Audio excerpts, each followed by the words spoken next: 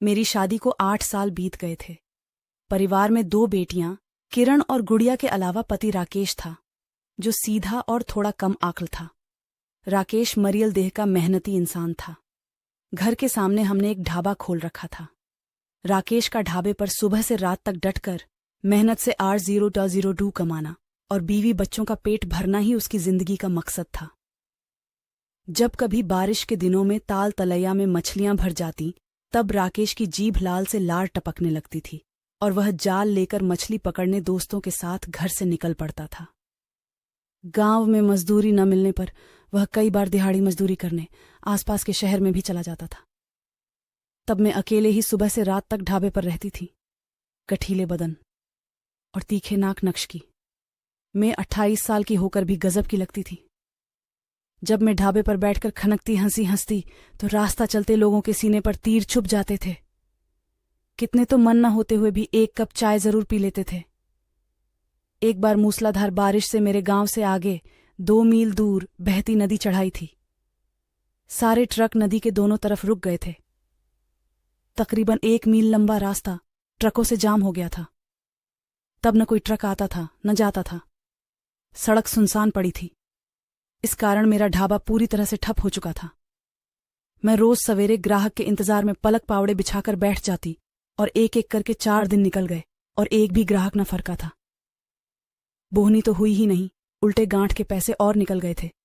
ऐसे में मैं एक R0.01 के लिए मोहताज हो गई थी। मैं मन ही मन खुद पर बरसती कि चौमासे का भी इंतजाम नहीं किया। उधर राकेश भी 10 दिनों से गायब था। जाने कस्बे की तरफ चला गया था या कहीं उफनती नदी में मछलियां खंगाल रहा था। राकेश का ध्यान जाते ही मैं सोचने लगी कि किसी जमाने में वह कितना गठीला और गबरू जवान था। आग लगे इस पिटी दारू में उसकी देह दीमक लगे पेड़ की तरह खड़ी खड़ी सूख गई। अब नशा करके आता है और उसे बेकार ही झकझोर कर आग लगाता है। खुद तो पटाखे की तरह फुस्स हो जाता है और वह रात दिन भीतर ही भीतर सुलगती रहती है।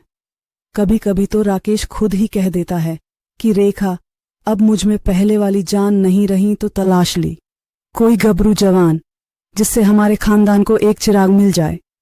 तब मैं राकेश के मुंह पर हाथ रख देती और नाराज होकर कहती कि चुप हो जा, शर्म नहीं आती ऐसी बातें कहते हुए। तब राकेश बोलता, अरे शास्त्रों में लिखा है कि बेटा पैदा करने के लिए गाड़ी 2 घड़ी। किसी ताकतवर मर्द का संग लेना गलत नहीं होता, कितनों ने ही किया है, पंडित से पूछ लेना। मैं अपने घुटनों में सिर देखकर चुप रह जाती थी। रास्ता रुके हुए 6ठा दिन था कि रात के अंधेरे को चीरती एक टार्च की रोशनी मेरे ढाबे पर पड़ी। मैं आंखें मिचमचाते हुए उधर देखने लगी। पास आने पर देखा कि टार्च हाथ में लिए कोई आदमी ढाबे की तरफ चला आ रहा था।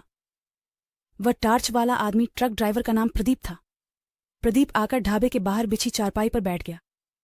बरसात भी रुकी थी और आबो हवा में कुछ उमस थी। प्रदीप ने बेझिझक अपनी कमीज उतारकर एक तरफ फेंक दी। वह एक गठीले बदन का मर्द था। बल्ब की रोशनी में उसका गोरा बदन चमक रहा था।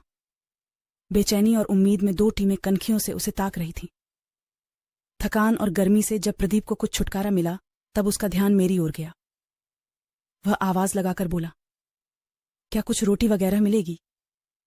हो, मैं बोली तो लगा दाल फ्राई और रोटी। मैं जैसे बिजली से चमकी।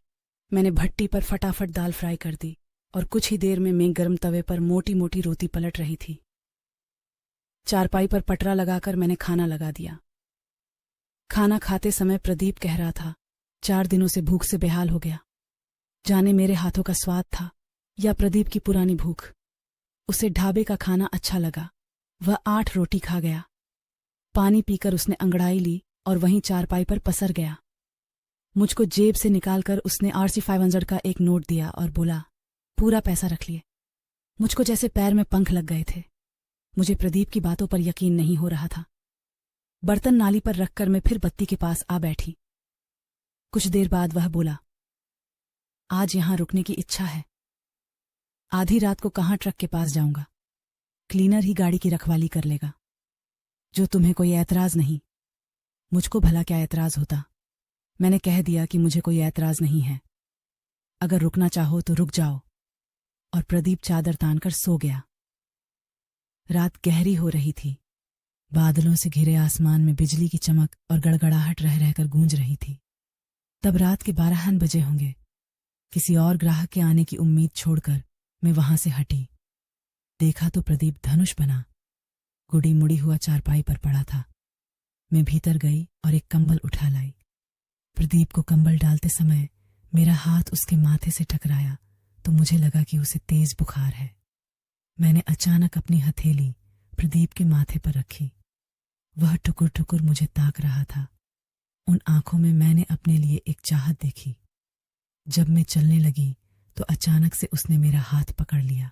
थोड़ी देर कसमसाने के बाद मैंने अपने आप को उसकी बाहों में कैद कर दिया। उसने मुझको चारपाई पर ही लिटा दिया और हम दोनों एक दूसरे में समा गए। सालों बाद मुझको बड़ा सुख मिला था।